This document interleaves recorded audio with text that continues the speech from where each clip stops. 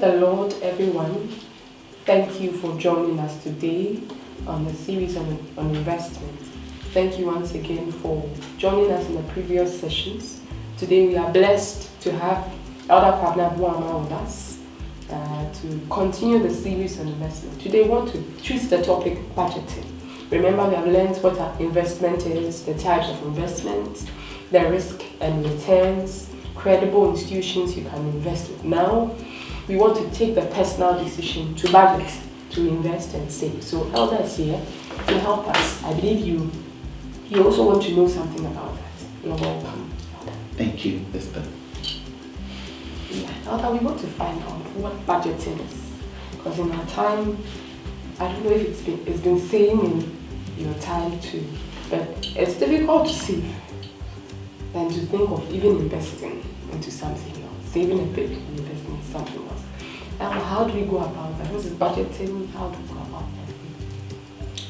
Thank you, and good day once again to your lovely listeners. It's a pleasure to be on your platform. I'll say that budgeting, obviously, as you said, is the key to be able to save and then ultimately invest.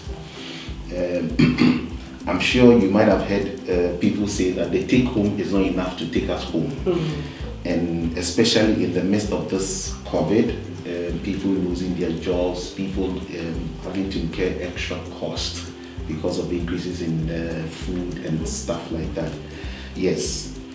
We also say in our local parlance that kitwe biensa.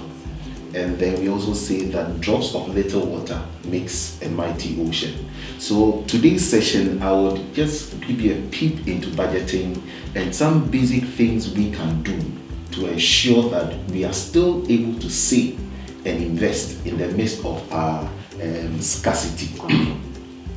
And that comes to the point, budgeting, what it is. I mean, we can have the technical definition and the book definition, but I see that budgeting is simply a controlled lifestyle. Okay.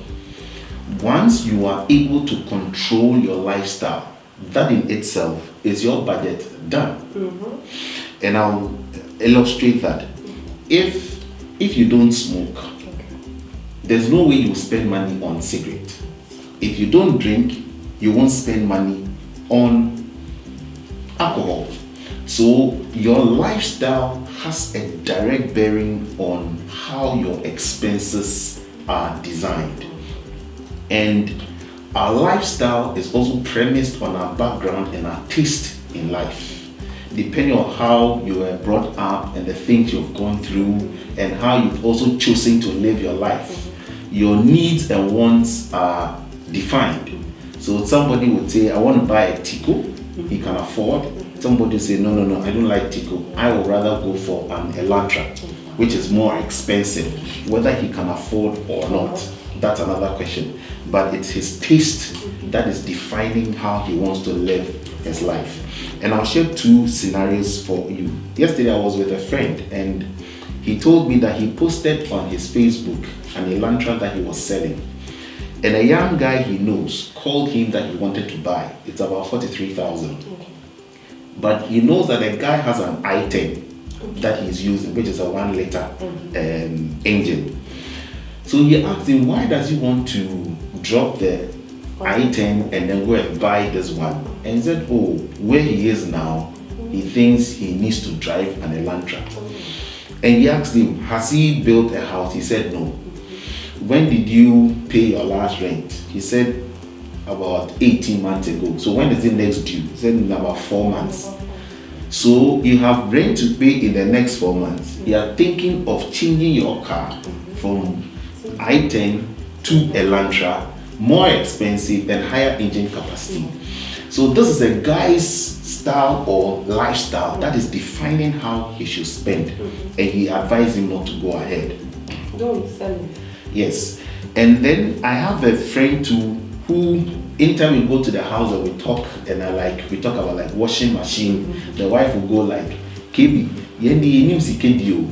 this is a man who is wealthy, he has money.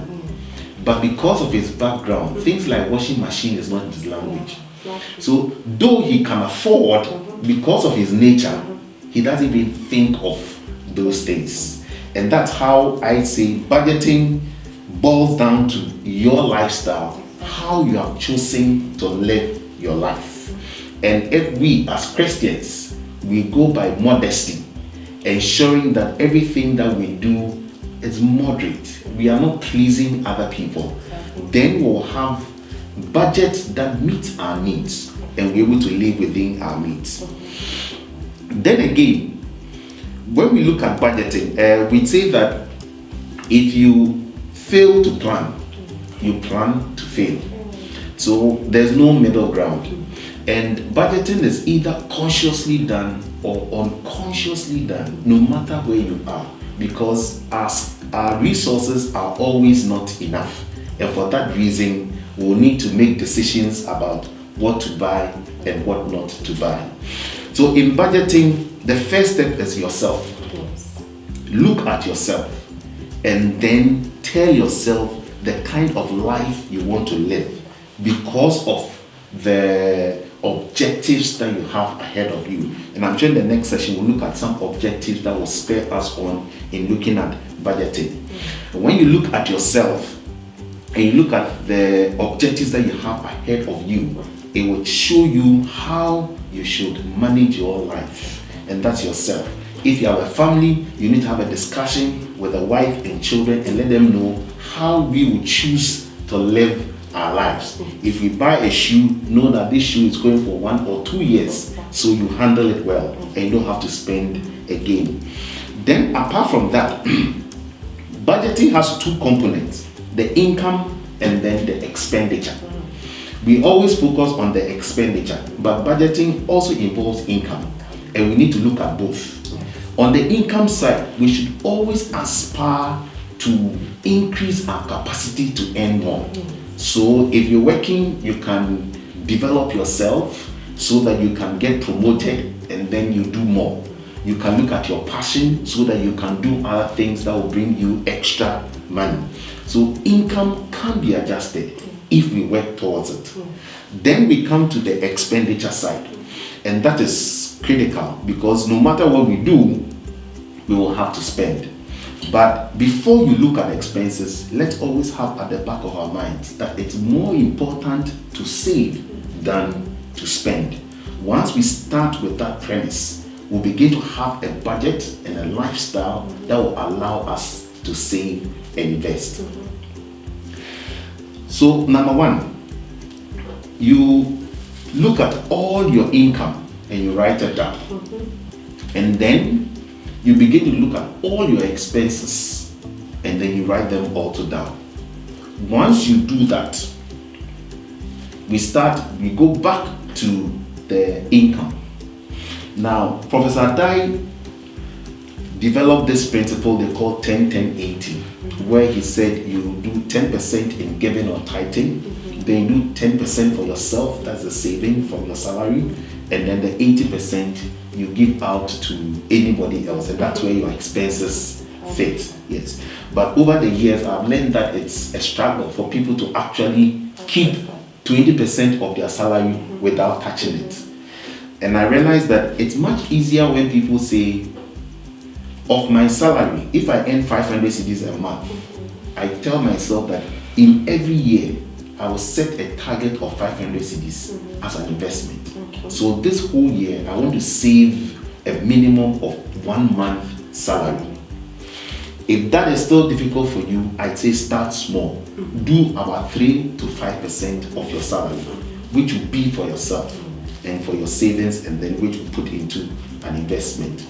Then for us as Christians, your tithing or giving, which is 10%, and then the rest, you adjust all your expenses to fit into that. You don't design your life and look for the money to let it fit in. You look at your money and then you design your life, not the other way around. Now that you have done that, if it is 85% that you are going to spend, that 85%, you look at all the expenses, and then again, you break the expenses into 2. There's a part which we call the fixed cost, and then there's a part we call the variable cost. The fixed cost, there's nothing you can do about it because you will need to make those payments. For example, utility, your water bill, electricity bill, you have to. If you have children in school, you have to pay school fees. You need to buy food. So basic things that you can't do anything about, those are your fixed costs.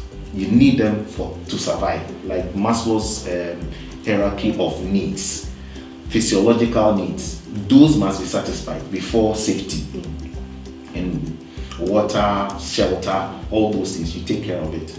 So of the expenses list that you have, you group them into these two. Which one is fixed? Which one we can't live with? And then which one is variable? Variable will include things like clothing, it will include entertainment, it will include anything else that relates to your lifestyle outside the fixed cost that you have. Now, when you do this and you add the two, as a rule of thumb, 70% of your salary should be the maximum for your fixed cost.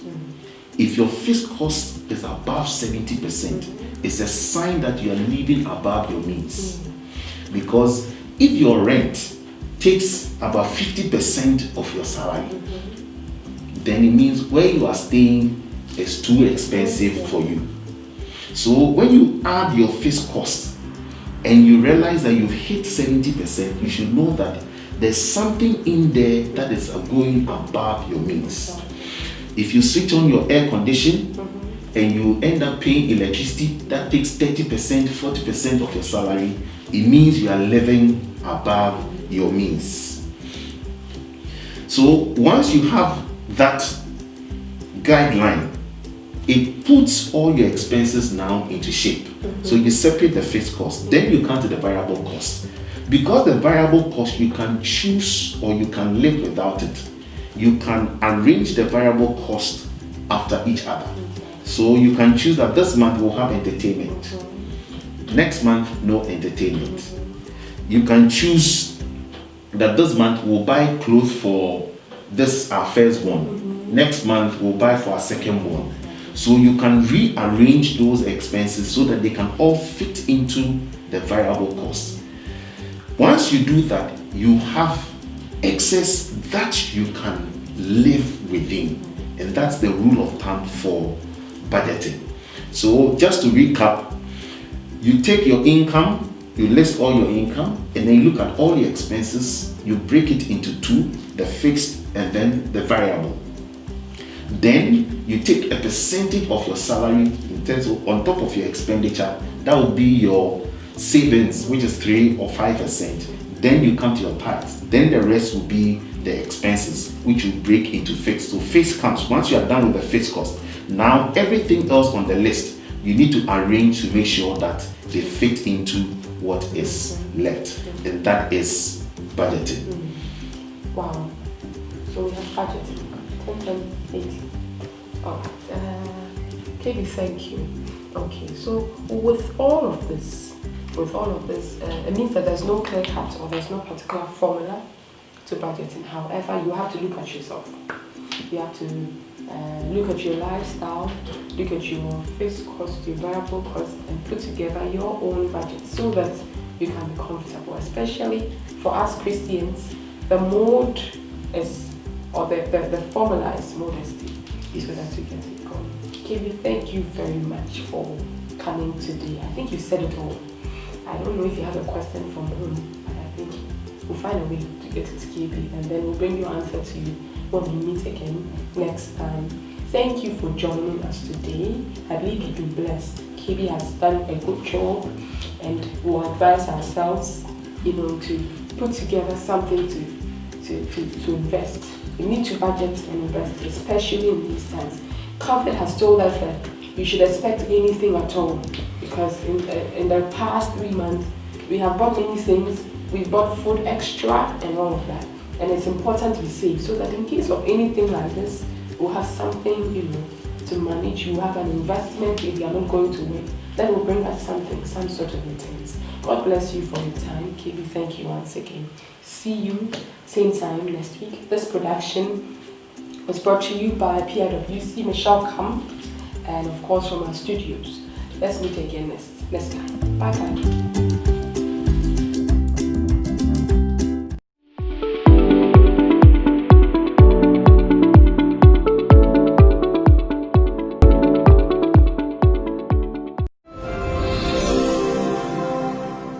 Fellow Ghanaians, I, Rebecca Kufuor, the First Lady of the Republic of Ghana, have observed with great concern the ongoing pandemic of COVID-19 and the confirmation of cases in Ghana.